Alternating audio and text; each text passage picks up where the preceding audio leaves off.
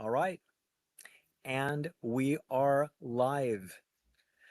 Andres, thanks so much for joining this evening on the Mindful Mutiny podcast. I'm so excited to have this awesome conversation with you.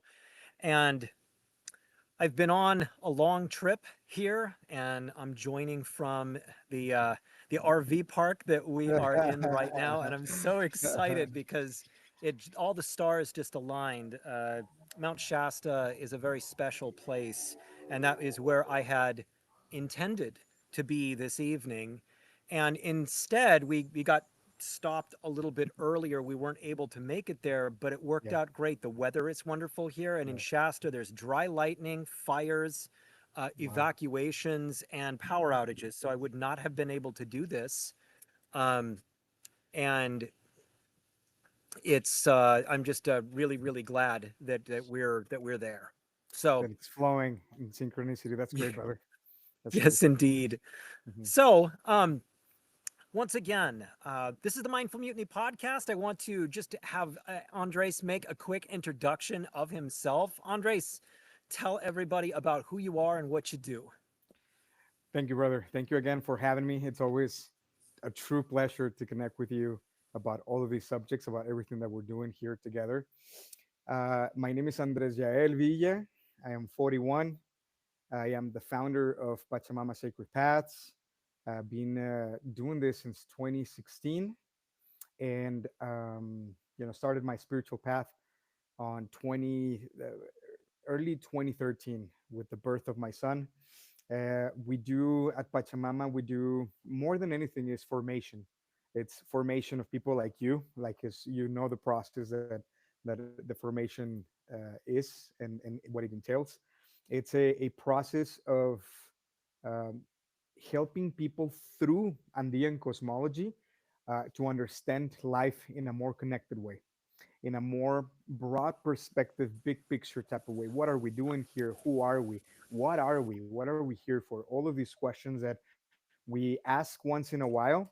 It is, experienced in the first person through Andean cosmology. And these are the initiations that we do. We have a lot of courses with medicine because one of the aspects of the organization also is it has been providing retreats for people to go into deep introspection, getting to know themselves. And we're all in this path together of understanding the subconscious, understanding the shadow, understanding that to get to the light, we first need to reconcile everything that we are, including those shadow parts, right? Past lives, ancestry, all of it. And so we have module one, module two, module three, a lot of different courses for abundance, for using the Misa, the Andean Misa, and medicine courses for ayahuasca, for Niño Santos, for San Pedro, Huachuma, Peyote, Bufo, that include microdose, and so on and so forth. More than anything, what we do is the training with medicine for people that are have been called to serve medicine. This is the one thing that we truly enjoy is giving people the resources, giving people the actual tools that are necessary to guide a safe ceremony, to guide a space of introspection, so that it is not just me or Manuel serving medicine or the other people, but that it is a collective um, effort, right? To be able to be there for when people listen to the call, for when people collectively hear the call to heal, then there's enough people to be able to provide that space where people can go and heal. We're not a savior. We're not coming from savior. We're not here to save anyone, but definitely to walk this path because we're walking it ourselves. So that's a little bit of who I am and what we do. Obviously, I'm a father. I have three children at home, and 12, 10, and my daughter's about to turn 9 in 2 days on Thursday. And you're welcome, to attend the birthday party, having a pool party with a lot of her friends.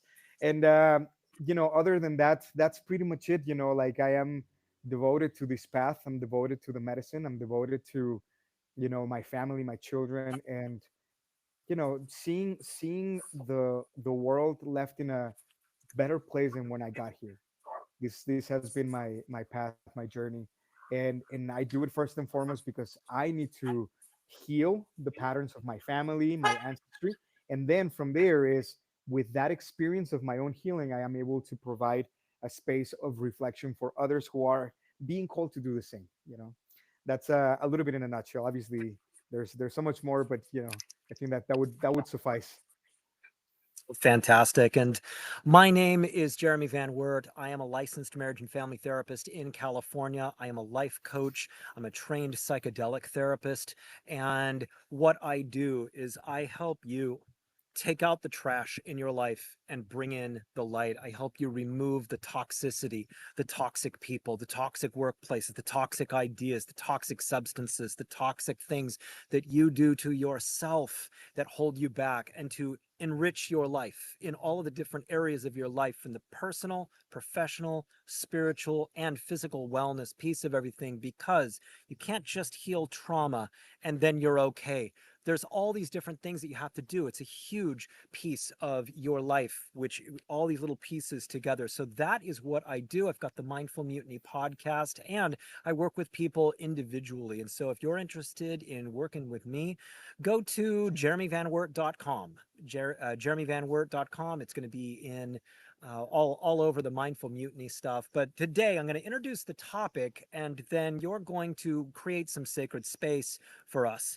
Today's topic is something that is really on the minds of everybody. You just can't get away from right now that our civilization is going through something that is so completely unrecognizable from any experience that we have had in our lives. This does not feel like the country that we grew up in. And it's not just Yeah. simply an issue with the United States. These are issues politically, economically, socially, with the entire world. And I know that you, Andres, you're living in Mexico and you're seeing a lot of this stuff, and we're going to get into it. We're talking about political unrest. We're talking about a greater separation between the elites and the regular person. We're talking about confusion, about the roles of people, and we're talking about a sense of desperation and hopelessness that just seems to be growing. And what we're going to be talking about today is acknowledging that these things are very real. These things are affecting everybody. And as a therapist and a coach, I work with people and they bring this stuff up. I was talking with clients about this stuff today because it's so poignant. It's so heavy on people's shoulders. The weight of things, whether or not you identify with this party or that party or no party, it all of this stuff is very heavy. And when you lock yourself into that consciousness, you're not transcending it and doing what your soul actually needs of you. And we're going to talk about all of this because it's so important. And so Andres, you're going to take a little bit of time to open some sacred space, and go ahead and Yeah. go ahead and go for it here. It's like go for it. It's thank you so much for opening this topic. We spoke a couple months ago about a little bit of that, a little bit of it, and I think it's so critical. And because we're gonna get deep into the nitty gritty, we're gonna start to expose a little bit of shadow from within us as humanity and from the collective. Then it is important to do it with utmost respect and sacredness. So thank you so much for the space to open sacred space. Thank you, brother.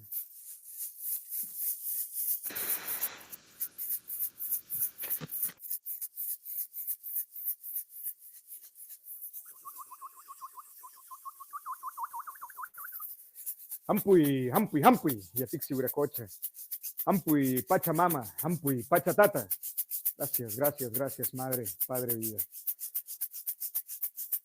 En este momento invocamos a las cuatro direcciones del norte, del sur, del este y del oeste para anclarnos en este centro. Invocamos todas las fuerzas del norte, el Kuntur, el Kenti, Hampui, Hampui, Hampui, colibrí, Hampui, Hampui, Condor. Hacemos llamar a todas las fuerzas del Hanak Pacha. Hacemos llamar a todas las fuerzas del este, el águila, el despertar, la visión, el nuevo día. Hampui, Hampui, Hampui, aguilita, Hampui. Gracias, Águila, por estar aquí presente, dándonos la claridad de todas nuestras ideas. Gracias, gracias, gracias. Hacemos llamar a todas las fuerzas del sur. Sacha Mama, Gran Amaru. Hampui, Hampui, Hampui, Amaru, Hampui. Gracias, gracias, gracias. Gran serpiente, que nos ayudas a transformar todo lo que somos con la reflexión del nuevo día. Gracias, gracias, gracias. Podemos llamar todas las fuerzas del oeste, el otorongo, lo desconocido, el mundo de la medicina. Hampuy, hampuy, hampuy, otorongo, hampuy. Gracias, gracias, gracias. Hacemos llamar al fuego, a la tierra, al aire y al agua para que podamos fluir con nuestra madre tierra. Gracias, gracias, gracias, Pachamama. Hacemos llamar a nuestros ancestros, a los 256 de cada uno de los que están presentes viendo aquí este momento, así como de mis ancestros. Hampuy, hampuy, hampuy, ancestros, hampuy. Gracias, gracias, gracias, ancestros, por estar aquí. Gracias, acompáñenos esta tarde. Siéntense con nosotros a reflexionar para poder hacer de este momento algo bueno, algo mágico, algo que transcienda las conciencias de todos nosotros. Gracias, gracias, gracias. Hacemos llamar a todos los maestros ascendidos del Capajñán, del Canchas Patañán, así como también ángeles, arcángeles, maestros ascendidos. Gracias, gracias, gracias. Hampuy, hampuy, hampuy. Cada uno de ustedes, seres de la corte celestial, los hacemos llamar, los invocamos. Hacemos llamar a los Tawa, Apus, Apu, Shasta, Apu, Popocatépetl, Apu, Iztaccíhuatl, Apu, Ausangate. Gracias, gracias, gracias. Añay, añay, añay. Apus, Gustavo Apus, los llevamos en el corazón. Gracias por estar aquí presentes, dándonos guía, dándonos este espacio. Hacemos llamar a la conciencia superior de cada uno de los hermanos y hermanas que están aquí presentes, escuchando, recibiendo estas ideas, para que todo esto fluya por el más alto bien de cada uno de ustedes. Gracias, gracias, gracias. Gracias. Declaramos abierto este espacio sagrado de reflexión, este espacio de integración de sabiduría, dando gracias a Jeremy, Mindful Mutiny, Pachamama y a todas las fuerzas que no mencionamos pero llevamos en nuestro corazón. ¡Ajo! ¡Ajo! ¡Ajo!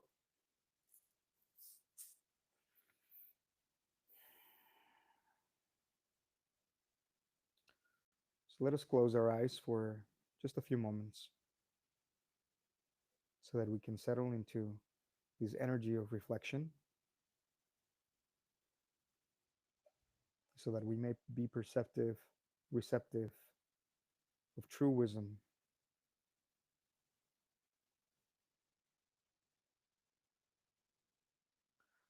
No cancani Andrés de Alvia Radio, gracias de todo corazón, son coañay, añay chay. Dando gracias de todo corazón por el alma, todas las almas aquí presentes, para que puedan recibir dentro de sus conciencias una chispa de luz que pueda orientar hacia mejores pastos, hacia mejores caminos. Gracias, gracias, gracias.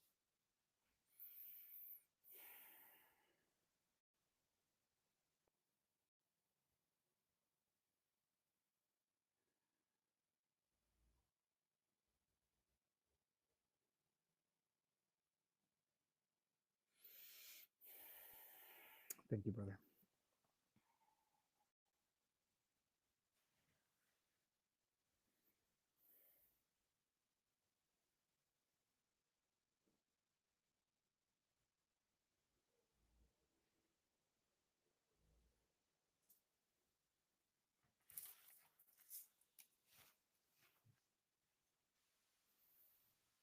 Thank you so much. Thank you. Hard to like refocus in here on doing a live broadcast after like really feeling in like that. I'd like to start by talking about a conversation that I had this morning with a client of mine. And this is something that is not uncommon. Yeah. It's a person who is from a South American nation, his lineage was. And I asked him, can you tell me about your ancestry? Can you tell me about who your ancestors were? And he said, well, they were conquered by the Spanish and they were brutalized. And I said, what else? Yes. And he said, well, there was civil war and there was death and there was famine. And I'm like, what else? And that's when he said, I don't know. Yeah. And I think that so many of us have lost our connection with our actual ancestral past. Yeah. So many of us of every culture and skin hue have Hmm. lost our connection with deep roots of who it is that we are Yeah. deep down, Yeah. and how disempowering it is Yeah. for a message like that to be what um, somebody sees in their own lineage. Yeah. We were conquered, we were chaos. It feels very hopeless Yeah. in a world that seems to amplify a sense of hopelessness. Yeah. And the more that I work with people to connect back into their actual ancestral roots, Hmm. the more power that I see them begin to kind of take into themselves, the Hmm. more I see them begin to recognize their actual value because their ancestors had value and that Yeah. that blood runs in their veins. Yeah. And right now, we are in this time where we're in a very, very unique nation in the history of the world, at least those of us in the United States and where you grew up. Yeah. And things have changed to a point where I see a great deal of of hopelessness and rage Yeah. aimed everywhere, Hmm. battle lines drawn between people that don't actually make sense when you really think of it. Yeah. And the focus of the conversation this evening is I would like to kind of listen to your perspective on this, the kinds of things that you're seeing, the kinds of things that come up for you when you're working with people like this. Hmm. How you what how do you instruct people? How do you guide them? How do you teach? And what are these things that you're noticing that are chaotic Hmm. and not hope filled right now in the collective consciousness? Yes. Yeah. Thank you. Thank you for that, brother. Yes. Before I answer, I wanted to share just briefly that one of the pride, which is a very a good sense of pride, not a an egoic type of pride of something negative. Um, the Quero community, the Quero people, when before the Spanish were to before the Spanish got to Peru, and this is Alberto Pizarro and a few other conquerors, right? It's like 500 and some years ago. One of the things that happened is they went, the priests, the Quero, the Andean priests, went to Atahualpa and to the emperor, to the Inca emperor, and they said like, we're gonna be conquered. There's a white man that is coming, and there was a prophecy that was going to be a white man coming, that was the second coming of Tunupa, which is like the Andean Jesus. And so he said, the emperor, he said like, that's fine. It's like, no, it's not Tunupa. Is this is going to be filled with lies and conquest. They're coming here to dethrone you and kill you. And they're like, well, let them try. If this is our way, we're warriors, etc., etc. And so the ghetto people, they said, well, we don't agree to experience this with you. We respect you, we bow to you. And they absented themselves to the mountains beyond Pau Cartambo, which are like the regions where they are. And this Marcachea, Querototorani, and so they go there and they exempted themselves from the conquest. So the way that they lived 500-600 years ago is the exact same way that they live right now, with the same customs. They didn't go through the indoctrination. Later, much later, within the past 60 years or so, they started to understand, because they came out of the communities, and they started just professing again all of the wisdom of Andean cosmology from the Quero perspective. And they got exposed to this new person, right? This white savior, Jesus Christ, and different Buddhism and the whole thing. But it is the roots are very deep, right? So it's that feeling and that sense that as a people, whether it's Native Americans or Mexicans with the Spanish or any type of South American, the one of the thing that came to mind is how the Quero were not conquered. They were able to preserve their way of life through magic. Creating some energetic points that are called muyucanchas, which we can talk about it later. But anyways, going back to it is One of the things that when people come to me and they say like I'm deeply afraid for my work, I'm deeply afraid for what is taking place right now, because a few things, there's I have we have a lot of friends that are Latinos in the states, right? In Mexico, not so much. There's not a sentiment of fear. There's deep rejection against the government of the U.S. right now, like in many other countries, because of the agendas and the whole thing. And it's I'm not getting deeper into whether I think this is good or bad, but we're going to talk about what is and the consequences, right? And what is that all of that oppression, everything that is taking place, is creating a lot of fear, is creating enormous amount of toxicity in the bodies of millions of people, even if they're white, right? Even if they're American. And so that right there is a consequence of something much deeper that runs in the subconscious of the collective or the collective consciousness of the states, right? Yes, yeah. I just came back about 2.5 years, 3 years maybe, back to Mexico after being my whole life over there. And so I do resonate with a lot of people that are in hiding, that they won't go out of their homes because they're afraid. People that have been doing medicine for a long time, and there's a major piece missing.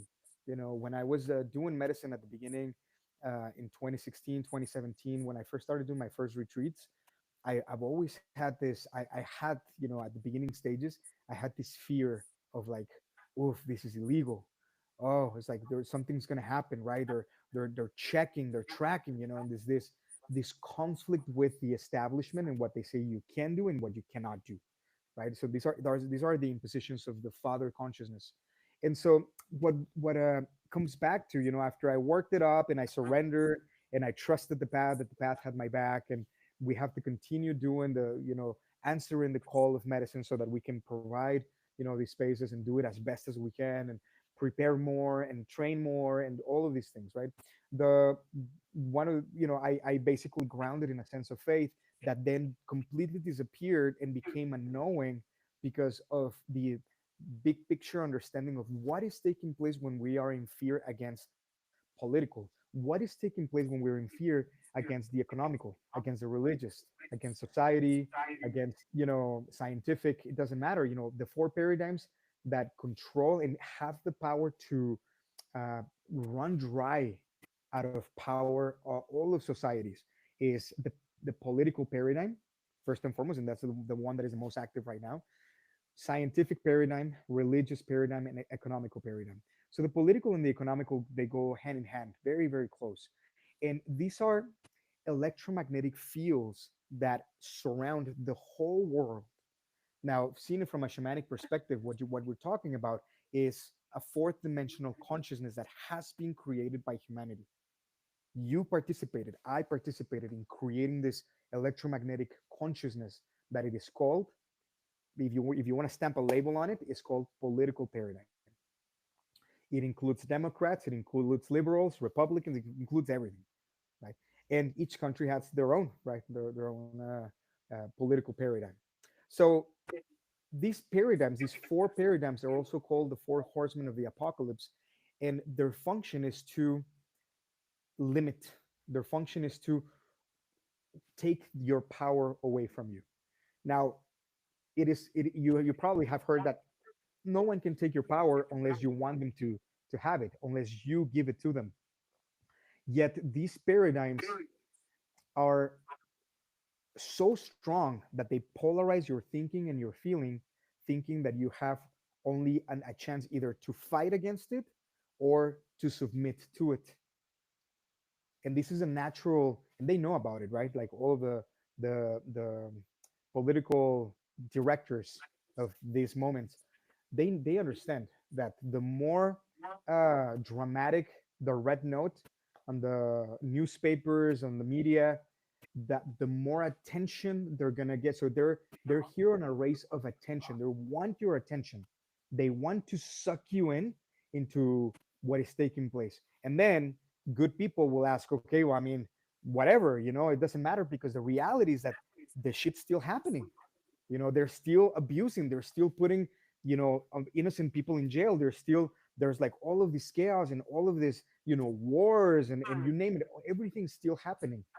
How can I not give it my attention, right? How can I turn a blind eye?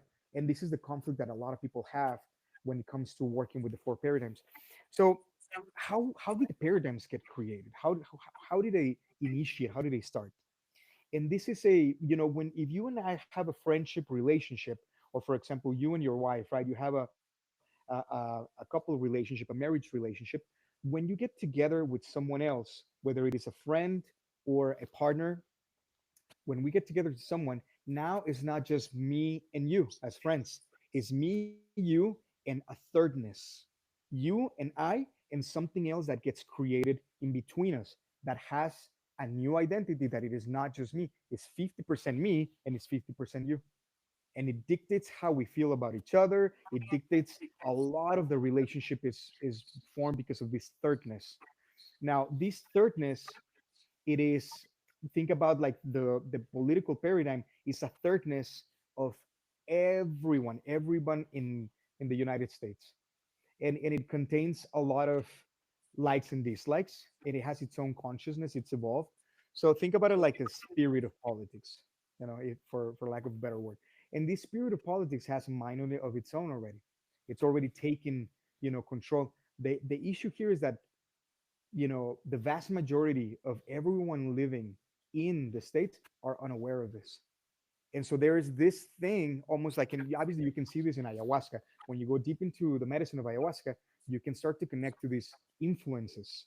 They're very powerful, existence of energy, that it is telling you how you have to perceive your Democrat fellow or your Republican fellow, and where is the line of ethics, of what is legal and what is not legal, what it should be, what it shouldn't be. All of these things, there's an influence, major influence, coming down and making you either submit to it because you want to be a good son. This is like a fatherly, patriarchal type of energy, or you become a freedom fighter. You start to fight against it, right? Rebel against it, because it is oppression. It goes against, my freedom values, my Christian values, etc. And so what we're not seeing, what we're skipping, is we're skipping ahead without understanding how did we create this in the first place, right? When we go back to the root of anything, then you can start to understand the consequences of everything, and we can stop it. We can truly stop it. The issue is that it is an emotional process. These influences become so emotional that it is difficult to have clarity of mind to understand the big picture of what this is. And so the political paradigm, it is an influence that it is giving us an opportunity to see that we don't have the power to organize ourselves. We need somebody else to organize the rules, to organize what it is to be like a fully, American country with no other immigrants, because they're rapists, because of their whatever, like all of the rhetoric that they're putting in. And we see that we're either submitting to it, yeah, it's like, screw all Latinos or whatever, or it's just like, it feels like so divisive. It doesn't feel like unity, and so we fight against it. And so they know, the political leaders, they understand that you have two things that you will do. You're either going to submit or you're going to fight. If you're going to fight, you're going to become a rebel, and it's going to create some chaos. But either way, we have your energy, we have your attention, we have your focus, and we're pulling you in, right? And now you're consistently depending on media, you're consistently depending, and it is very easy to control someone that is disempowered like that. So when I take all of your focus and all of your energy, because it emotionally affects you, it is very easy for me to influence you in whichever way. And then I change my mind, and something, and I become your hero. And you're like, well, I think that, this guy's not so bad. And so your state of being, your peace, right, your sense of love for yourself, for the collective, depends on someone else. And so you put your power on someone else, that it's outside of you, right? And so that's the beginning of disempowerment. The beginning of when we feel disempowered. And the problem with this is that it affects everything else. It affects people's relationships. there's just like you know, I've also had people reach out that they're starting to go into deep depression, you know, deep depression because how affected they feel with this. And so what I do personally is when I have one-on-ones, I cannot explain all of this. I explain it to you because you're part of the initiation. You've also partaken in sacred rites, and so it is something that I know that you understand, and many of our listeners right now, they're understanding this from because they're part of either the organization or they've taken medicine before or whatever. But it is very important to see that all of this, it happens, we need to approach it from a first person perspective. That's how we're going to be able to experience the freedom of it. It's not going to be that anybody's going to come and save us. They don't have to change so that we can feel safe. It is what it is, and we're just reaping of our own sowing as a humanity, as a race, you know. And so it is a very critical time, very very critical time, where we need to get things straight. We need to get things right within ourselves. Otherwise, all of the chaos is going to continue. We keep on feeding it with our energy, with our attention. We keep on getting, you know, our own lives consumed by stress, by fear, by all of this. Where this is going to end is not where you really want to be. This is not what you came, what you signed up to be, you know. And so what I do is I start asking questions, you know. Do you think that this is the way that you want to be investing your energy, your focus, you know? Just putting things into perspective so that people can begin to see what is it that they're doing already. What are they doing with their mind? What are they doing with their emotions that is creating so much stress, so much adrenaline, so much cortisol in their bodies, that they feel so consumed and they feel so affected until they themselves they get to the realization that, okay, I just need to turn off CNN. You know, I need to turn off Fox News. I need to just like disconnect and focus on what is it that you want to do. You know, how long has it been? And it's just a distraction because, you know, the spiritual path has been calling you for years. Everybody hearing this, they're here because of a specific calling, and you know that you've been called again and again and again and again and again. And whether it is with parties or with jobs or with work or with news or with something, we get distracted so easily, right? And so that right there is what we need to come back to, is like, who are you? What are you here for? Are you really fulfilling your purpose of why you were born? And the answer, you know, 99% of the times is no. You know, there's always more commitment, there's always more integrity that you want to be, you know, putting back into your own sense, into your own body, into your own mind. And so yeah, it's a delicate thing because the human consciousness is a fragile thing right now. We are not evolved, spiritually speaking. We're not so evolved so that we can navigate these waters of chaos, right? And the important thing to note is that it's not going to get any easier, right? There's more and more opposition, you know. I don't see much. I just actually don't take a look at the news, but I see the headlines on the videos on YouTube as I'm scrolling for what I'm looking for, and then like they're blasting the whole time. You know, it's like Venezuela and like holy shit, is like, and you see like marching people, like the shorts is like, okay, that's not what I'm looking for, and I just keep on going. And but you know that there's so much in, and there's people completely sucked in, even at the leadership levels of organizations, right? Of whole governments. And so it's you know, there's definitely a lot of compassion for our brothers and sisters who are, you know, unfortunately suffering, whether it is in Gaza, whether it is in Ukraine or Russia, you know, now in South America. I mean, Venezuela has been for decades now, right? And so there's a deep sense of compassion where the compassion just gives way to a prayer that says like, you know, I have this heart that I would like to share with you so that you can get it also, right? So that they can also wake up to that they have an options. There's options of way different ways of being, that they don't have to be sucked into all of this depression. There's different ways. There's lighter paths, lighter paths that we can walk together. That's a little bit of my understanding, my take on all of this, brother. It's definitely heavy, definitely heavy. Well, yeah, it is. And a lot of the work that I do is with people who are have experienced trauma, people who have ADHD like me, And the the thing that the medicine really did for me that was just this wonderful experience was that it silenced the tornado in my head. It silenced that chaos. Okay, you're talking about this collective consciousness that there is Yeah. that engages in the things aren't okay. I feel fearful. This is the right team. That's the wrong team. All of this, Yeah. it's very much the same as kind of Yeah. the chaos of the addicted or the ADHD or the traumatized brain. Hmm. And when all of that noise can get silenced and you can hear the real voice, for instance, Mother Ayahuasca saying, "You are loved. I'm going to show you how loved you are. I'm going to surround you in an ocean that is full of love.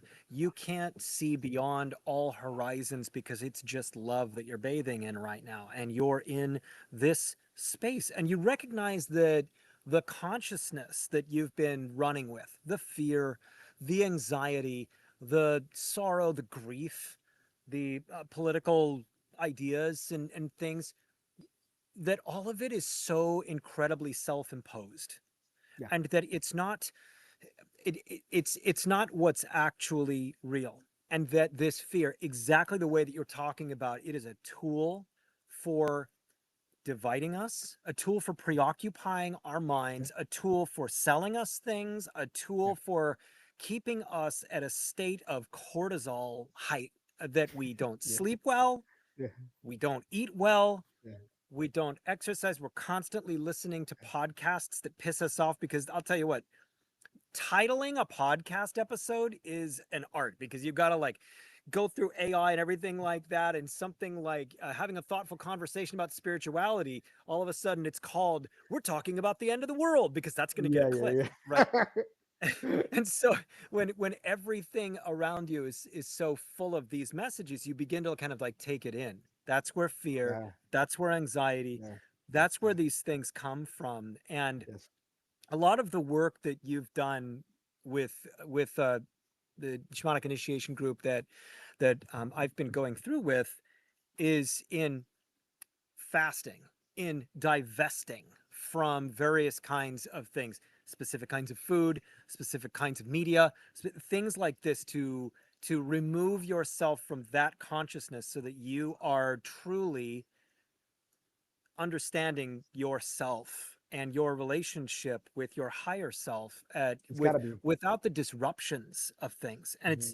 it's so it's so incredibly important to do that, because here's my point from all of my ping ponging about, it's that we have control of many things in our lives. We think sometimes that things are totally out of control, that the world is out of control, but we have control of so many pieces of that world that we experience. We have control of the consciousness that we experience. We have control of the things that are around us.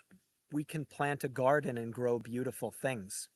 We can travel and change the environment that we are in. We can change our jobs that make us feel miserable. We can change our diets that are making us fat. We can do we can do any number of things that give us control back, the control that we are supposed to be taking of our lives, and not succumb to the hopelessness that things are as terrible as they could possibly be, Hmm. and that there's nothing that can be done about it, because you have the ability to control your own sphere and Hmm. the experience of your own life, and Hmm. who you choose to surround yourself with. Hmm. Hmm. And what you choose to surround yourself with, also, right? Not just people, but also the type of information, the type of media. It's got to be a holistic approach. So what you're saying is, 100% in alignment with the path of finding again centeredness, being grounded, and being able to understand that that groundedness that you can be experiencing is something that it is within your power. And one of the things, like changing jobs, changing relationships, all of that, I would take it with a little bit of a grain of salt, because it's important that we don't act from like, okay, this partner is not conducive to my spiritual path, so I cut the cord, or with work, because it is not, what I want to be doing is I want to be doing Reiki for a living or something like this, right? Or I want to be doing whatever, some sort of spiritual service, spiritual practice. And because I am selling cars, which is what I used to do, or because I'm doing this or that, which is mundane, quote unquote, then I start to change without appreciating that in itself has been putting food in my table for so long. So it's been helping me survive, and at the same time I've made some many beautiful relationships. And before we make any switch or any changes uh, for that better life that is calling you, it is important to do it in a transition of harmony. Meaning, like, I need to be in okay. Like, for example, if you and I come to a decision that our relationship is not fulfilling any purpose anymore and we have to go separate ways, then let's do it harmoniously, right? So I appreciate everything that has been up to this point. I understand why we're taking different decisions, and I love you to death, and we go our ways, but in harmony, right? Not just like in rejection of, like, you know what, Jeremy, you're a jerk and I don't want to deal with you anymore, and so I'm gonna go my way. So that's not the way that we're speaking about. When you want to empower yourself, you want to definitely transition into the next position, into the next moment, in a space of everything's, I'm flowing well, I'm flowing in harmony, right? It's one of the teachings that an old teacher gave me, my teacher Shao, and it was instrumental in me being able to begin doing this, which is what I'm doing, like the medicine, the circles, etc. Yeah, brother. Yeah, yeah, yeah. I think it's a pretty important thing that people understand, whether it's from the podcast or when with your services, that it is choice. It is choice. Unfortunately, not a lot of people understand how is it that they're being influenced by media and the whole thing. They feel like they don't have a choice, right? They're like, it feels irresponsible to turn a blind eye, right? It feels like that's what we're doing, and it's like, how am I being a responsible brother and sister? What do I do with this, all of this pain that I have in the heart of seeing different people suffer, seeing the abuse, seeing these, all of these things that are taking place. It just feels like I'm being complicit, right? And this is what goes inside of the hearts and minds of a lot of people that feel like they don't have a choice except to sink with the boat, right? There's a sinking boat, and you know i I have to be loyal. I have to be loyal to everything that is taking place, because this is my city, because this is my state, my country, and so this is what we're going through, and I have to endure all of this suffering and pain.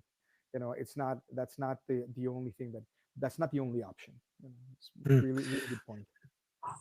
This is something, this is the way that I explain it to people when we're dealing with these different, issues with uh, distorted consciousness. Imagine you've got a string that just goes right up and down your chakras, right up through your crown chakra into your highest self. And here's you. And you have these little strings that begin to pull parts of you this way and other parts of you this way. And this is, I can't stand it when I see this person on TV talk. This other thing is, I can't stand my job. This other thing is, I'm late for doing this thing and I'm procrastinating and it's bothering me and I know I need to get it done. And this little piece is, I'm worried about my finances. And all of a sudden, that string that is supposed to be going right straight up and down you, your consciousness is in many, many different places. And these things go forward to backward. You get distorted by living in the past, memories, resentments, focusing too far in your own future, worrying about that as if you have ultimate control over everything that happens in the future if you just try hard enough. And that placing your consciousness and recognizing, placing your consciousness right back here, recognizing in which way you're being pulled, and working on pushing yourself back in here, recognizing that right here and right now is all we actually have.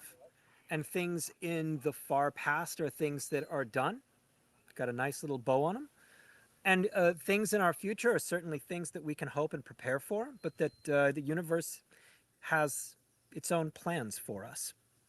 And pushing this consciousness this way, it's really good for people with ADHD. It's really good for people who are dealing with chaotic marriages, people who are dealing with difficulties in their careers, And I spent roughly 25 years trying to be a good corporate employee and ended up just realizing that wasn't for me. It was constantly distorting me, constantly making me angry and making me act out as not my best self.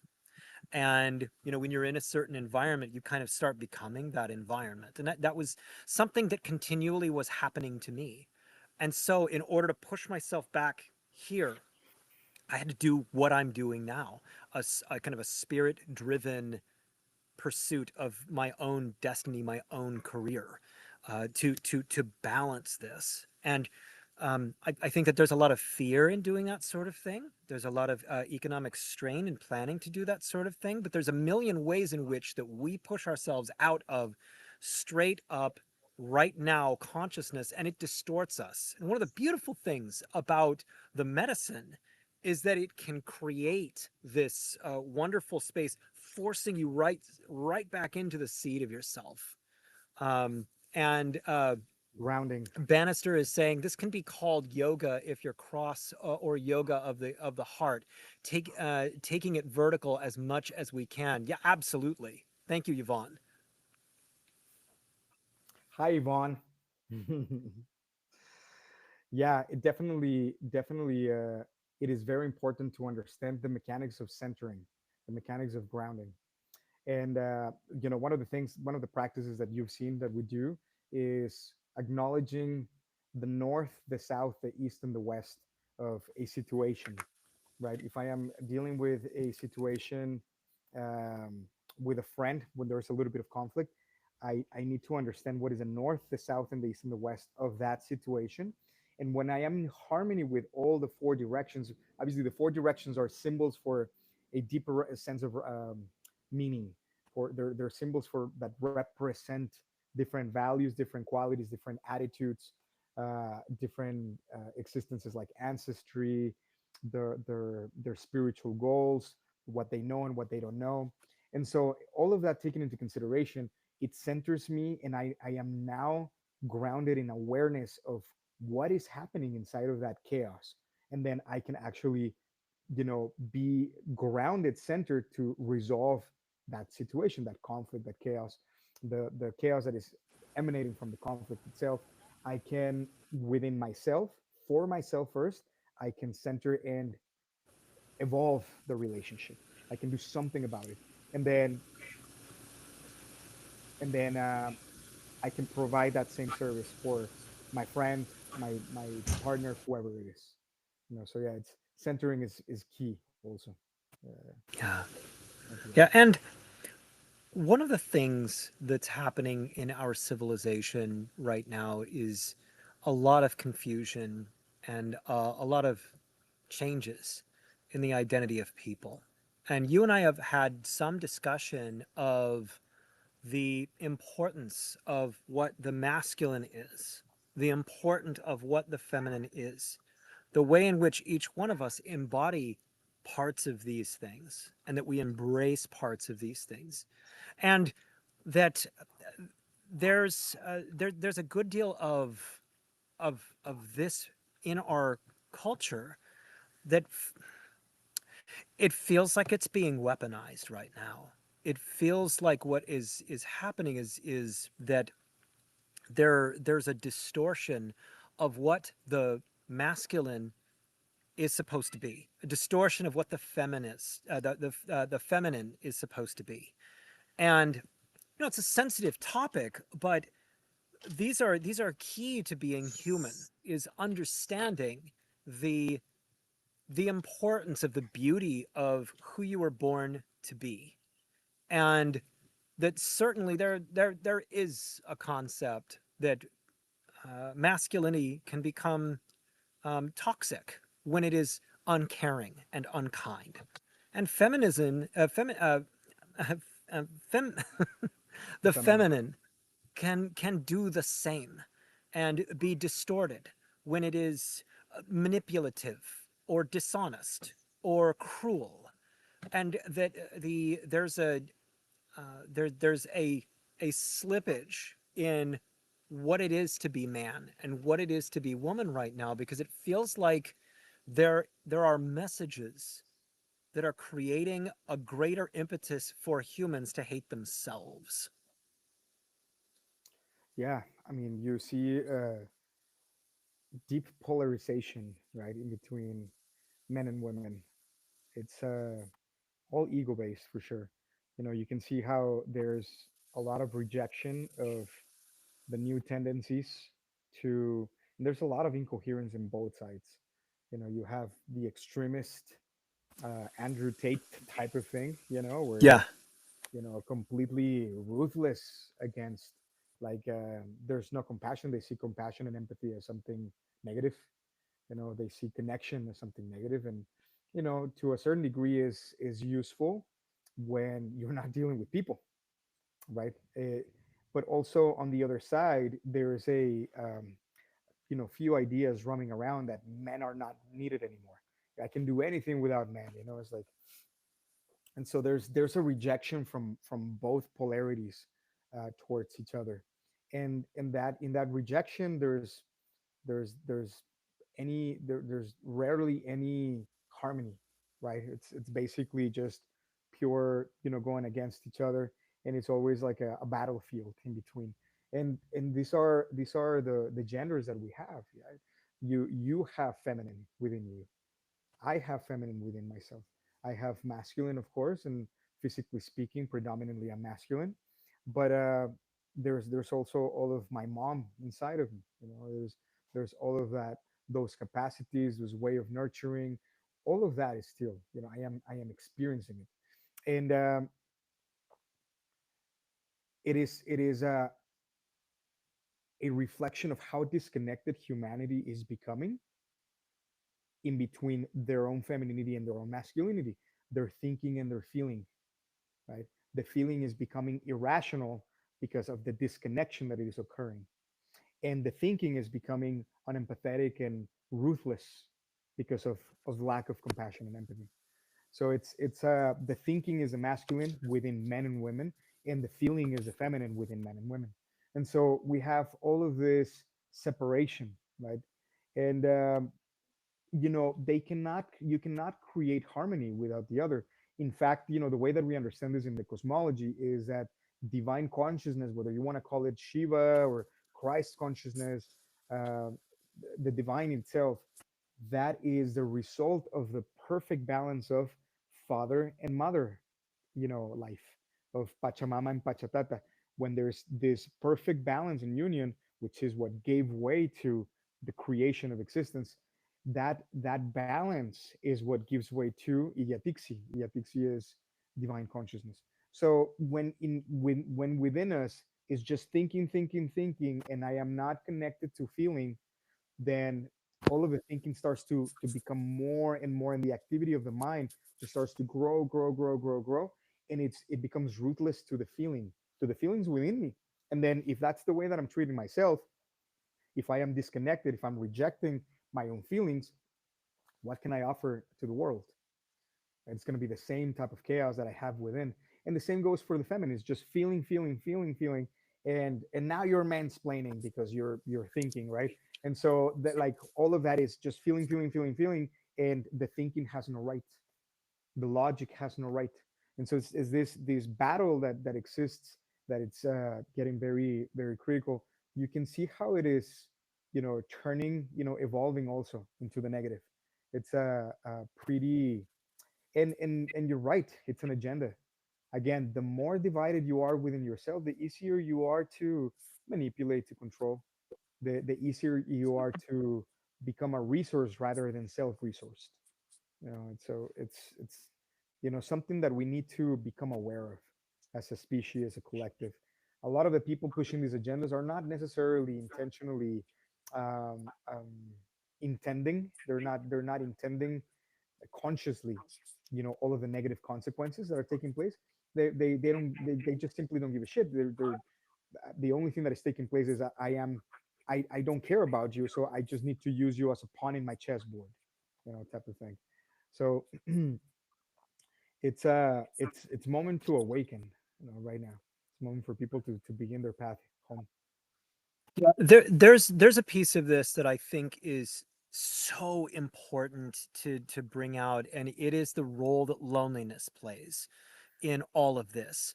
And so much of what we're seeing is people's um, just straight up human desire to be a part of a community and to be cared for by other people.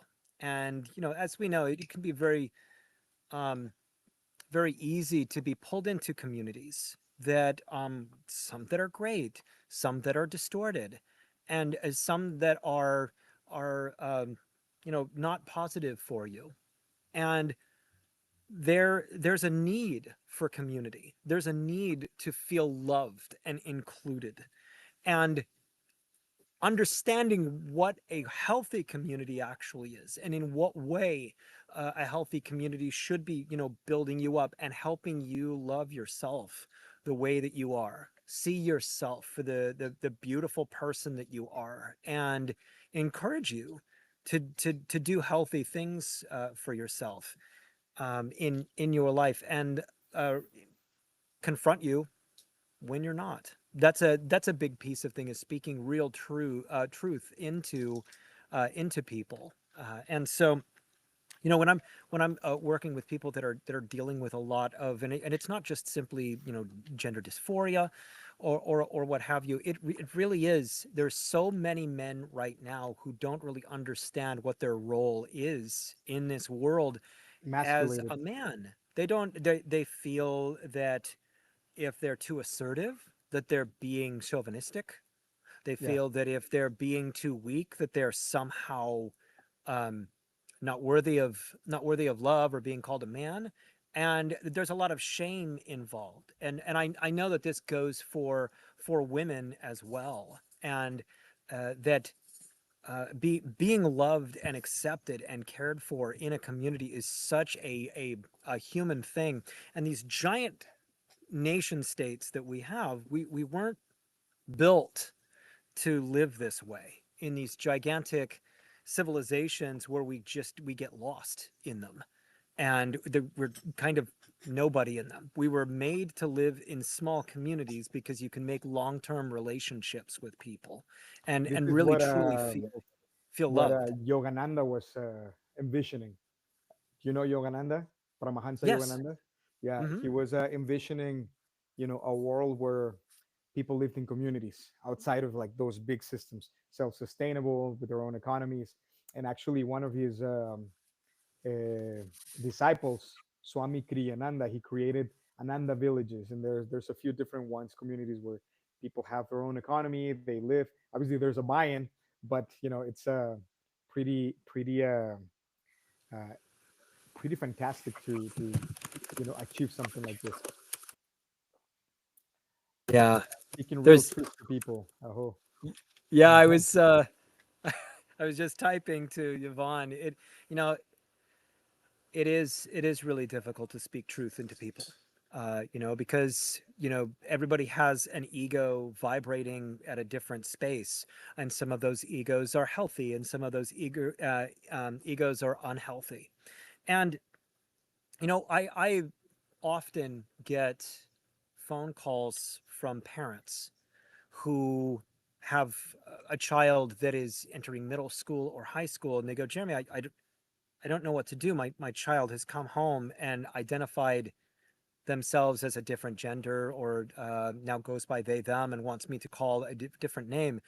And I don't feel like I ever had the opportunity to have a conversation with them about this. It just happened all of a sudden. This is it, and I'm being told that if I don't do this, that I'm actually harming my child. And it's so sudden, and um, it feels blackmaily, if you will, in terms of, if you don't affirm this immediately, then what you're doing is abusing a child. And to me, that is way overheated when you're dealing with a major change to a whole identity, often by people who are very, very young and who have not fully developed in who it is that they are. You know, both you and I have gone through several different versions of who we are in a lifetime. Yeah, That's part of being human. yeah, And so to be able to, you know, uh, be be loved for who you are and not necessarily be have your um, identity pushed into something that it was never necessarily meant to be. This is a, yeah, very sensitive subject, but this is absolutely um, critical yeah. when we're talking about what is going on with our civilization right now. Yeah, and it ties back to the disempowerment that is being felt, right? And the subjective identification to, what flavor of gender do I feel that I am today, right? And then, it's like, and they change. And I've had friends, people in the community that come, and it's like, I am like this. I define myself in this way. And then after a couple of medicine circles is like, now I define myself like this. And then after a few, so it's like consistently, but to end up mutilating, you know doing an operation, like a physical operation, because today you felt like that, right? When it was, a lot of the times, is based off influence from external, sources, that it's unfortunate, right? The pushing an agenda, just making it that, today you feel like this, or this is who you are, for the rest of your life. And because of so, like, here's some hormones, and we're gonna do this, mutilation to your body. And I really don't care that it's a sensitive topic, because it's just incoherent. It's completely incoherent, to Mm.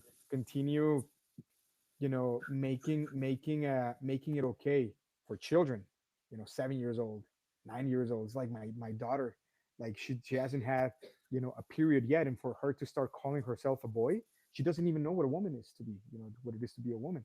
So it's like, how can we encourage this? And so the key right here, and I think we spoke this about this in the previous podcast, is, as parents, we have to have a very clear definition of timing, and what those influences are, and have like a very well protected nucleus in your home that says, this is, coherent, this makes sense, and this doesn't make sense. You feel like this and you want to identify yourself. Let's talk about it first. Let's understand who gave you this idea, because this is not you. This is not the bubbly child. This is like an idea that someone else gave you, right? Can you understand that this is not you? This is an influence. And so, understanding all of that and setting it as a baseline. There's a lot of shows that I don't let my children see. There's a lot of different things that, why? Because it's not adequate information for them. And this is the way that I personally parent. But in society, one of the things that we need to have, and this is one of the beauties of medicine. Medicine, especially the masculine medicines, when you go into San Pedro, when you go into peyote, when you go into bufo, jape, they ground all of that subjective misinterpretation, and it gives you a sense of clarity of, like, this resonates deeply with the essence of my soul. This is not just a conceptual idea that I am, adapting to fit in, to adapting to be validated by external circles, to, all of the reasons why people end up just falling into all of that, right? Into, they define themselves on a stereotype that is not truly what their essence is. Now, there's people that do feel more feminine. For example, I was raised with in a household of 5 women. I had my 2 sisters, my mom, uh, 2 full-time cleaning ladies, and then one aunt was living with us. And it was like 5, 6 women all the time, and my dad was not around very much. And so I got very feminine when I was like 13, 14 years old. I felt more in tune with women than with men, right? And so I've experienced what it is too. But and don't get me wrong, I actually questioned myself a few times. Does this mean that I am a homosexual? Because I can relate more in the way that women feel. And it's like, you know, um, I don't know. So let me just continue figuring it out, right? And then I started having more experiences, and with experiences that I started to define, what is it that I truly like. Do I like to be with men and with women? Do I want a family in a way that I give birth to? And all of these things, right? So you start to put life into perspective with your own experience, with your own knowing from what the experience means to you. What does it mean at a soul level to you to have a partner that you can balance your masculine with, if you're masculine with a feminine, if you're feminine with a masculine, all of these things, right? So it's this is part of the cosmology also. It's teachings of medicine, of course, right? This clear knowing, but it comes more than that. It comes from the cosmology itself, which speaks about the roles of polarity. You are a man and you're a woman, right? What is the purpose of those biological roles that we take, right? And not necessarily, again, it's so distorted with saying like there's a lot of jokes right now nowadays saying like how like women belong in the kitchen and like dishwashers, like pretty insulting to the gender and to the the whole, not just the gender but the identity of what it is to be a woman, which is so limiting and so detrimental, to label it like that. And for men also, there's a lot of different things that men get hit with, and so it's so vastly distorted that sometimes it's pretty hard to see clearly who am I. There's so much influence, and there's an idea that is coming from this guy, and then there's this woman saying this, and go to spiritual teachers and this lady saying this, and this guy and this guru's talking about this, and it's just like bombarding, and all of it, it's very easily fixed when we start to take a look inside, which is what medicine does. And it's so beautiful that you chose this podcast. The podcast, the name of the podcast is like sacred medicine for a world in crisis. And the crisis is really not really taking a look at yourself. The crisis comes from not listening to who you are, and what is it that is within you, what is calling you to be. And so it's the answer is within, right? And everybody has a different answer. So it's completely away and distant from those influences. That's the way that the self starts to operate within you. Yeah. You stole my thunder on a lot of that stuff because it's Yeah. yeah, it's so good. The I think there's also a real reality check that all of us need to continually do about in what ways we are each being influenced by darkness. In what ways each one of us are being pushed around and making decisions about who we are, how we Yeah. treat people, how we Yes. relate to other people based upon messages that we're hearing and things that are intended to make us feel upset or angry. And in what way are we doing a consistent practice of prayer, of meditation, of check-in, of connection with our higher selves, of connection with pure source, to appreciate exactly who it is, to essentially recalibrate who it is that we actually are. Because the longer you go in not doing that, it's amazing how distorted you can become, how influenced you can become into ways of thinking that make you not who you are, Yeah. not be your best self, Yeah. not be the person that you want to be in the milieu of your friends and your family. Yeah. Addiction is one of these things that does this. I'm just going to kind of pick on alcoholism. And alcoholism helps you distort yourself enough to forget your problems right now and then maybe check out back in with those problems tomorrow. It's a consciousness that that keeps you from reality for short periods of Hmm. time, and you enter into a different reality that is not you. Hmm. It's a spirit that overtakes you. And the more of that each one of us do, the more distorted we become, and the more fear, anxiety, rage, anger, road rage, whatever it is, we end up feeling. And just to kind of like tie up this gender discussion that we're having, um, I have not yet experienced in my practice a person who is dealing with this very, very personal issue that isn't also dealing with a underlying frequency of questioning whether or not they are valuable, whether or not they can be loved just the way they are, whether or not That's a big thing, that man. there are It's a other huge people thing. who want to be their friend Yeah, because of just who they are yeah, naturally. And yeah, to deny yourself, to deny the soul that you were born to be, yeah, is to distort yeah, yourself. It is yeah. to change the ultimate, wonderful adventure of Yeah. this consciousness Right, right, in right, right, order to live an alternative reality. right. And I'm going to, we have a comment here from Yvonne. We have to embrace darkness to see the light. Yeah, and it's one of the things that it's worth mentioning in my opinion, of course, right, is whichever darkness it's influencing us, there's something within that it is you know calling to be awakened. There's some darkness within that we need to become conscious of, right? Remember that everything is cause and effect. Everything that we're experiencing right now as a race, as a collective, whether it is just in the whole planet or country by country, it's it's a reaping of a previous sowing.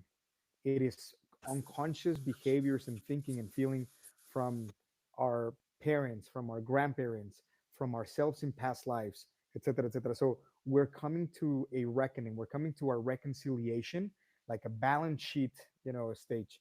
And sometimes it's very ugly, to be able to take to embrace our own shadow. And because what it's if there's a shadow, if there's some darkness outside trying to influence us, the fact that I am able to be influenced and that I am not whole is that there's something within that needs to be worked out. And this is the shadow that I need to embrace. Like I want to say, it's what is within me that is attracting this, because not everybody's going through the same thing. There's some people that are very well off, spiritually, financially, at the society level, you name it. There's people that are not that feel safe enough to start to manifest a different type of reality where chaos is not the baseline, where conflict is not the main topic. Even though it exists in their reality, in their personal universe, it is a different thing. What they're emanating, what they're experiencing is different. So why some people live easily, happily, at ease, at peace, with abundance to float around, and why sometimes I am not, right?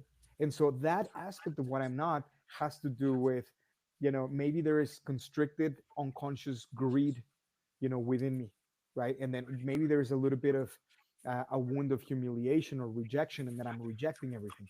Maybe there's abandonment, and then I'm quitting my projects ahead, and I'm shooting myself in the foot. Maybe there's, you name it. There's all sorts of different negative imprints that I could be carrying that are being reconciled right now, and that's what I have to embrace.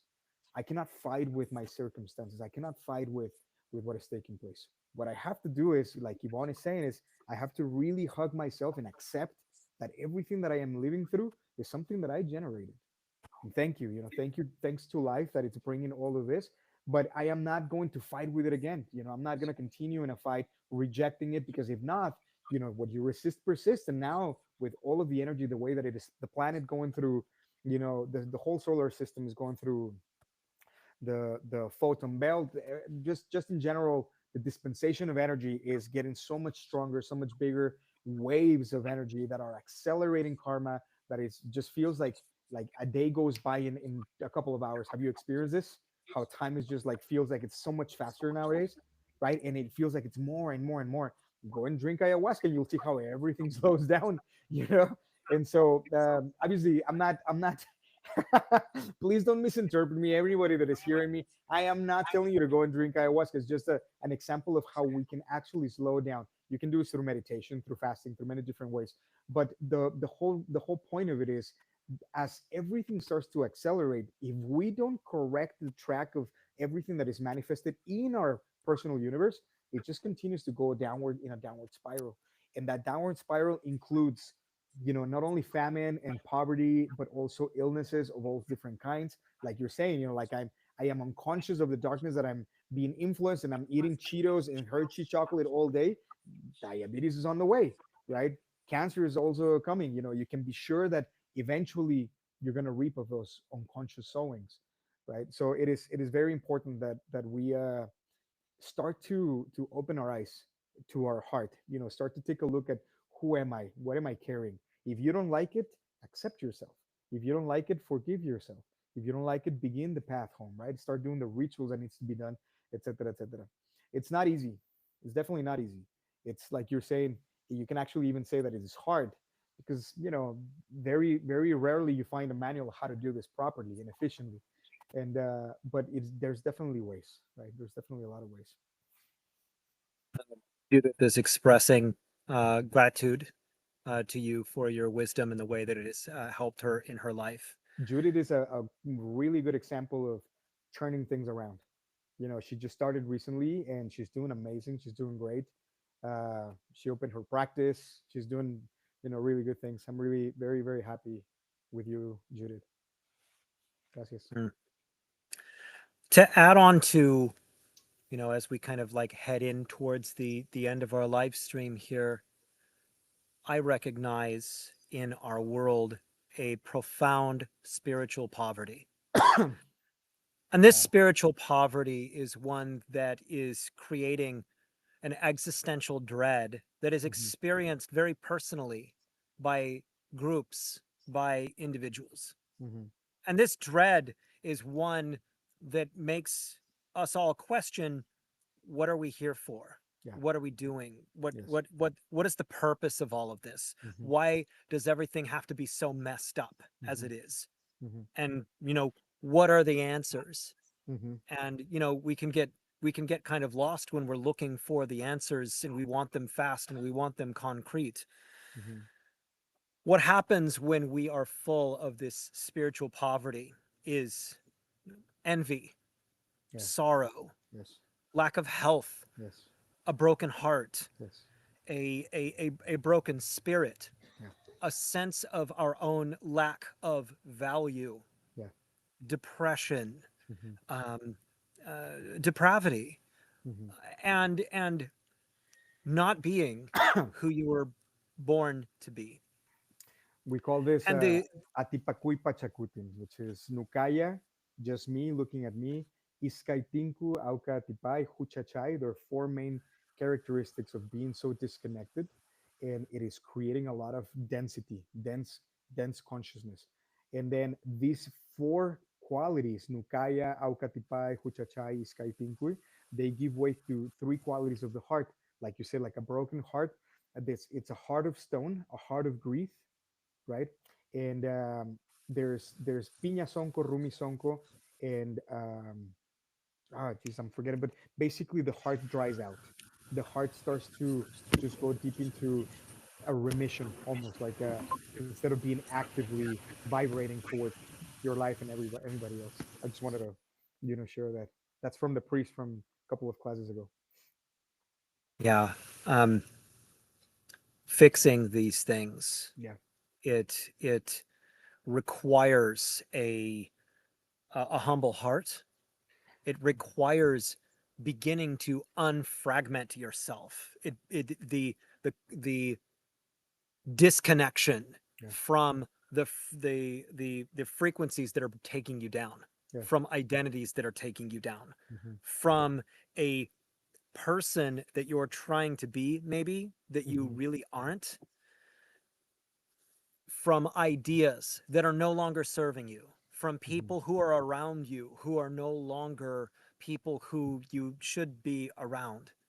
And the taking back control over your life and your positive consciousness, it has to do with you having positive relationships with the people around you, people that lift you up, people that are loving and uplifting. And that's one of the things that I just have loved so much about Pachamama Sacred Paths is this community is so loving, so kind, and so accepting, and people checking in with one another because there's a genuine sense of care in it, and you do a wonderful job of facilitating that kind of thing. Um, the Yvonne, thank way, you, brother. Yvonne, it's absolutely, just coming something really important to what you're saying, and to these four qualities of the cycle of world destruction, which is again Nukaya, Iskaitin, Kuatipay, Atipakui Pachakutin, to be able to overcome, right? You said like it requires a humble heart, a heart that it is grounded in humility. There's the main thing for you to be able to experience any of the things that you said. The most critical thing is a commitment, which is what Yvonne put right here. Is a commitment to the self, to becoming that self, right? And this definitely has to do with, I commit myself to practicing humility so that my heart can become based on being able to take responsibility for my mistakes, right? So that I stop pointing fingers at everyone and everything, and then I just take a look at myself of how is this for me rather than against me. And so that right there takes a lot of courage, and the courage is not something that the ego likes. The ego likes to not take responsibility, flimsy, whimsy, and so we need commitment. We need commitment to, a disciplined path of action.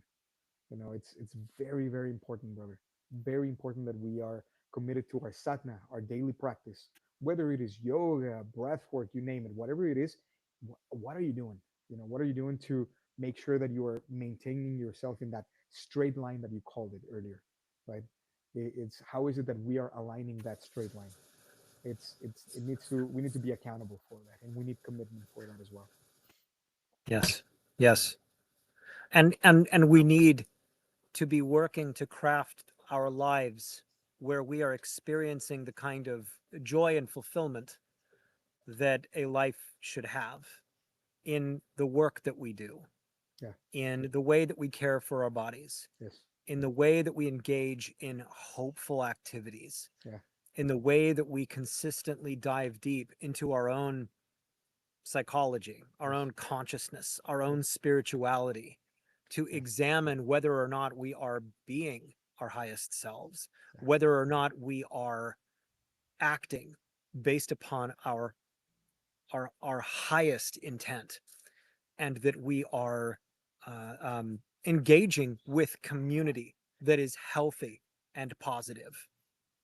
And that's the way that we can have the greatest amount of control over our own happiness, over our own healthy spirit, over our own spiritual ascension, that we're not living in the spiritual poverty that there Yeah. is around us, that we're engaged in Let's go things on. that uplift ourselves, our families, our friends, and the world around us, because this collective conscious that is so dark, it wants to pull you in, it wants to take you with it, it wants to make you angry. It wants to make you choose a side. It wants to make you choose a team, as if these teams are worth choosing. And so, the work that I do with people is in helping them recognize all the ways in which they do have control over their relationships, over their lives, over their careers, and the way in which that they can recognize the beauty inside themselves and live to their actual highest potential. And for you, your greatest advice here and wisdom on living in a world that is chaotic, living in a world that is the way that it is right now. What are what say you? Yeah.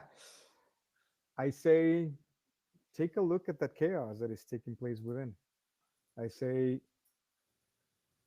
be honest with yourself about the fears that the world incites in your heart, in your mind, and take a look at the reasons why that is there in the first place.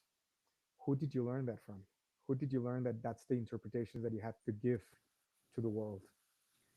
Who told you that you had to be afraid?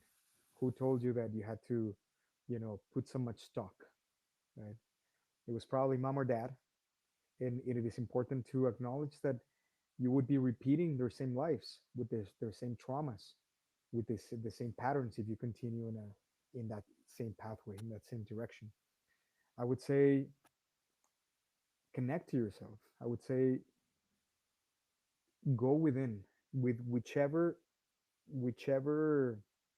tool that you have available to you, Obviously, the one that we agree the most with because it's the fastest one, because it's the safest one, the most grounded one, the most natural one.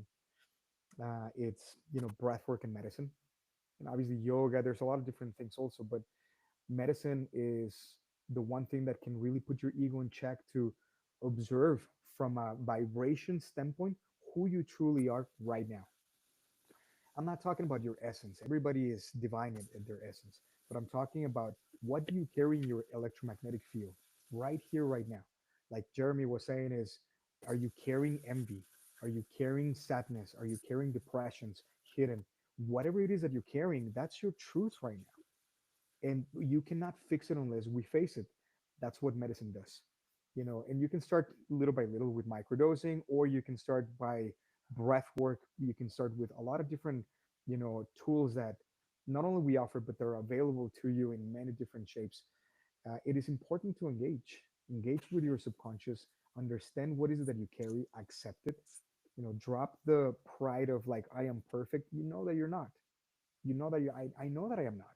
I know that I'm still working even after 10 years of a couple thousand of bufo sessions, and like 400 or 500 ayahuascas, maybe more, after many decades, many years, in over a decade of working with everything. I'm still a work in progress, right? And people that have been doing it for 20 years, they're still a work in progress. For 25, 30 years, like the big taitas in the jungle and the whole thing, everybody's still working, and we're all still, as long as we're alive, we are refining. And this is a beautiful opportunity to refine. So the first thing, so that I can start to refine, is that understand that there's some rough edges, that we have some roughness that we have to polish off. And so those roughness, like Jeremy was saying, like the people cut you off in traffic, things don't go your way, you get frustrated. All of those things are the things that we want to start to take a look at, not outside of you, but inside. Who am I right now in front of this frustrating situation? Where is my value? You have to define that well, and whatever that is, then part from that. The ego is going to want to go and do many different things, but it is important to start to take responsibility. Come from Pacha to Runa. Go from a space of wanting to point fingers and blame the paradigms, and blame the economy, and blame the political, and blame the whatever, and we stop that to be able to take a look at why is that all important, because that is making you take a look at yourself, making you go within yourself. And so go within yourself. That's the advice that we always have. Yeah, Andres, can I ask you to close sacred space of course, uh, brother. and the work that we're doing here? My pleasure. My pleasure. First and foremost, I want to thank everyone looking in YouTube and Instagram. Thank you so much for sharing the space with us. Resonating or not with some of these ideas, it is important that we begin taking a look at all of this. Thank you, Jeremy, for hosting this. And we want to give thanks to all of the energies that were present in protection.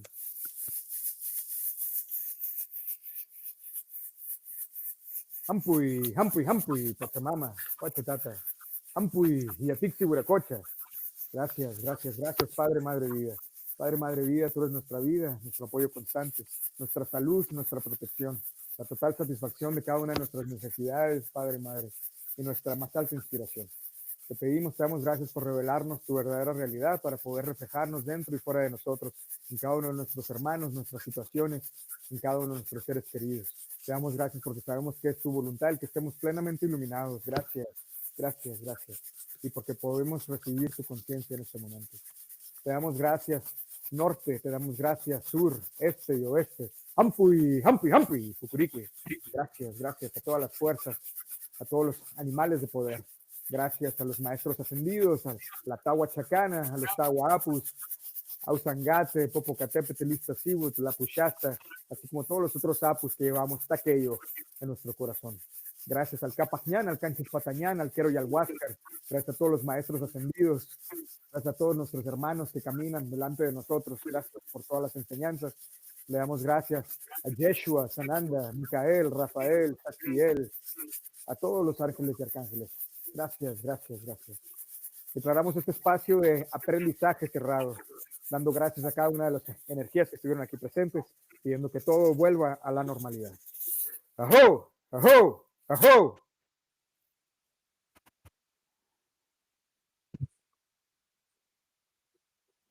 Gracias, gracias, gracias.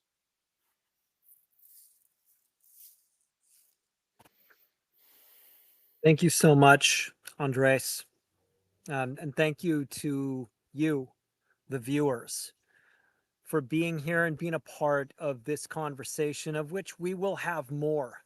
Some of these conversations are difficult, but difficult conversations are what we need to have. We're living in difficult times, and we can't just shy away from having these difficult conversations about things. And one of the wonderful things about Pachamama's Sacred Paths is that Andres and his team offer the opportunity for you to dive so much deeper into yourself. And if you're looking for the plant medicine experience, you really can't get any better than what Pachamama Sacred Paths does and is. And so go to their website, look at where they have their medicine retreats, because the likelihood is there's one that's not too terribly far from where you're at. And please consider liking and subscribing to the Mindful Mutiny podcast, because it really helps with where we're going and what we are doing. And remember, in a lifetime, there's more decisions than anybody can count. Living the highest form of yourself is the most rewarding thing that you can do. Make incredible, positive, risky, and bold decisions to be the highest version of you. Now go be something great.